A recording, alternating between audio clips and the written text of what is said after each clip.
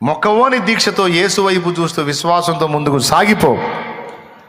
నా తండ్రి తగిన కాలం ముందు నిన్ను తప్పకుండా హెచ్చించి ఆశీర్వదించి ఒక ఫలభరితమైన పాత్రగా నిన్ను మారుస్తాడు. ఆయన ఒక వెలుగు వెలిగించాలని ఆశపడతాడు, కానీ మనల్ని తరిగించాలని ఎప్పుడూ అనుకోడని నమ్ము. ఓకేనా? నా ఎన్ని రకాల శోధనల్లో ఉన్నా ధైర్యం తెచ్చుకో. అర్థమైందా? ఎన్ని ప్రతికూలతలు నువ్వు ఎదుర్కొంటున్నా తమ్ముడా, చెల్లెమ్మ, దేవునికి అప్పచెప్పుకో, ధైర్యం తెచ్చుకో. చావుని కోరవద్దు, జీవితం మీద విసుగు విరక్తి చెందొద్దు. నీ ఊపిరినంత వరకు నీకు నిరీక్షణ ఉంది. ఏ ఘడియలోనైనా దేవుడు తన బలమైన బాహు చాపి నీడల కార్యం చేయొచ్చు. అంతా అయిపోయింది అనుకున్న ఆఖరి నిమిషంలో కూడా అద్భుతం చేయగల దేవుడు ఆయన. అర్థమైందా?